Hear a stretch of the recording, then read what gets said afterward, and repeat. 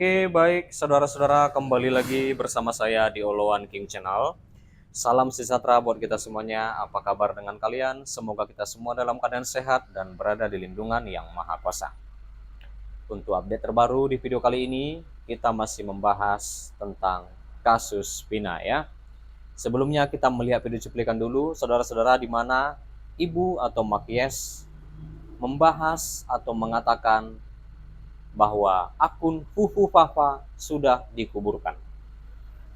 Oke, langsung saja kita mendengarkan video cuplikan dari Mak Yes. Pemilik akun Fufu Fafa udah dikuburkan. Ya, ini terkait Kalian tahu kenapa? akun yang viral ya, 2.500 saudara-saudara. lebih Akun postingannya Fufu sudah dihapus, Fafa. terbuang. Sutradaranya udah nggak tahan. Pembuat skenario-nya udah mulai terbongkar. Makanya udah dipersiapkan kuburan untuk pemilik akun Fufu Fafa. Sutradara dan pembuat skenario akun Fufu Papa ini nggak ngaruh untuk semuanya yang mendukung pemerintah ini bisa bermaju. Kalian skenario dan sutradara ini yang ingin mengobrak-ngabrik dasar ideologi Pancasila ini nggak ada guna karena sepengetahuan masyarakat pemimpin kita yang sudah dipilih yang sebentar lagi dilantik itu memang harus Gibran dan Prabowo. Apapun yang kalian kerjakan, pemilik akun Fufu Papa, sutradara, skenario dan kalian lah recehan kali pekerjaan kalian. Kayak pekerjaan mak-mak yang kerjanya menggosip-gosip aja ini, si akun Fufu Papa ini memecah belah, memporak-porandakan. Itulah orang-orang yang memporak-porandakan kehidupan orang. Ini kerjaan si akun Fufu Papa ini. Jadi kalian yang pembuat skenario dan sutradara nggak guna, cocoknya kalian dibuang ke comberan paret. Tapi syukur juga udah disiapkan tanah wakaf untuk kalian pemilik akun Fufu Papa. Setelah ku pelajari yang terjadi 2 minggu belakangan ini, program-program situs-situs dan semua internet lah, semuanya yang memakai internet ini, si akun Fufu Papa ini, semuanya pembelajaran bagi kita orang muda dan khususnya si Gibran untuk membuat kita menjadi lebih dewasa lagi. Mampus kau yang membuat akun Fufu Papa. Pekerjaanmu membuat semuanya orang makin mengerti yang mana benar dan mana yang nggak benar. Ya kan? Satu biar kau catat, yang nggak benar kau lah akun Fufu Papa. Mau mengacau balokan.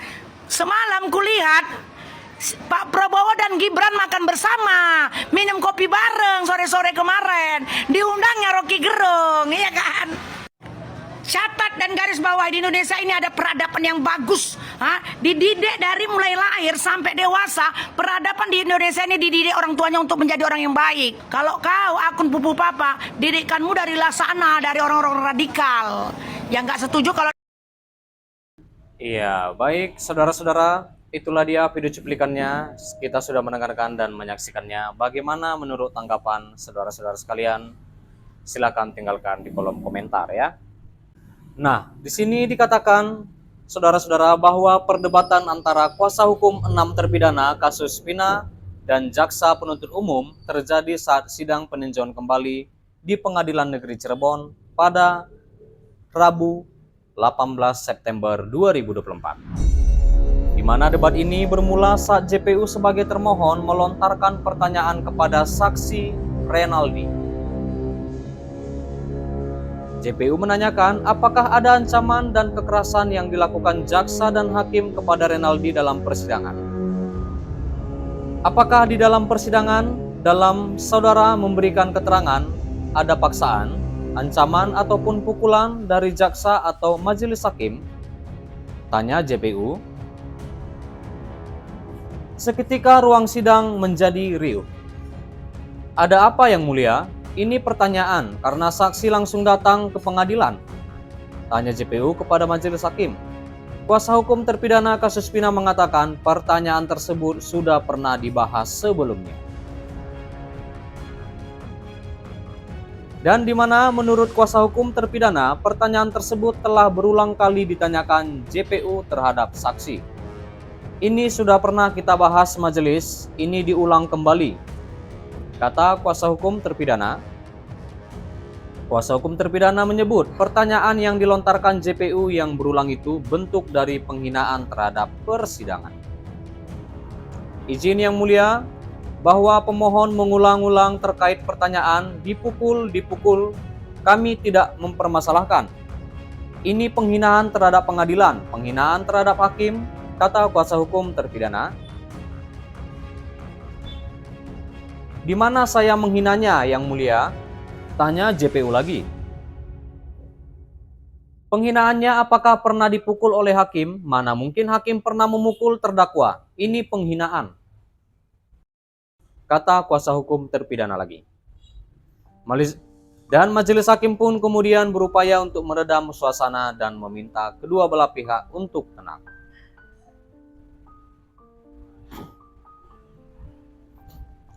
Dan majelis hakim juga meminta agar termohon atau JPU mengganti pertanyaannya menggunakan diksi yang lebih tepat.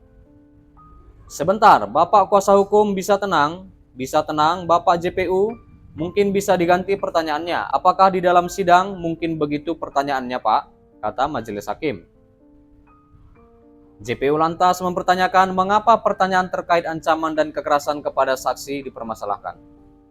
Sebab sebelumnya pertanyaan serupa tak dipermasalahkan oleh kuasa hukum terpidana. Izin Yang Mulia, karena teman-teman menanyakan tentang pemukulan tidak dipermasalahkan, kok kami ketika menanyakan pemukulan dipermasalahkan, kata JPU. Tapi kan ini tidak mungkin hakim memukul terdakwa gitu loh. Memang ya kurang tepat sih pertanyaan JPU ya kalau menurut saya. Dan JPU kemudian menyinggung soal equality before the law atau semua setara di mata hukum. Termohon menegaskan majelis hakimlah yang memutuskan pantaskah suatu pertanyaan itu dilontarkan kepada saksi. Izinkan kami bertanya Yang Mulia, tapi apabila Yang Mulia tidak mengizinkan barulah, bukan penasihat hukum, harus Yang Mulia yang memutuskan, kata JPU lagi. Dan debat pun masih berlanjut. Kuasa hukum terpidana menyinggung soal pertanyaan yang dilontarkan JPU berkaitan dengan penyidikan bukan penuntutan.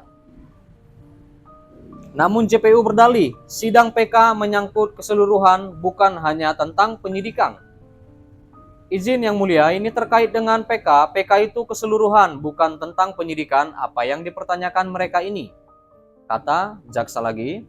Nah, menimpali JPU tersebut, kuasa hukum terpidana menyebut majelis hakim sudah pernah menegur sebelumnya terkait hal tersebut. Majelis hakim kemudian meminta kedua belah pihak kembali tenang. Selain itu, ada peserta sidang yang berteriak. Gimana? Bentar, ada yang berteriak-teriak. Tolong dong, kata majelis hakim mengingatkan. Yang Mulia tidak membatasi saya. Jadi saya tanyakan, kita kan bukan berdasarkan asumsi. Kita harus tanya kepada kesaksian, tidak berdasarkan asumsi saudara kuasa hukum, kata JPU yang masih terlibat debat dengan kuasa hukum terpidana. Lagi-lagi majelis hakim mengingatkan kedua belah pihak untuk tenang, kalau tidak maka persidangan akan diskors. Kuasa hukum terpidana kemudian meminta agar sidang tetap dilanjutkan.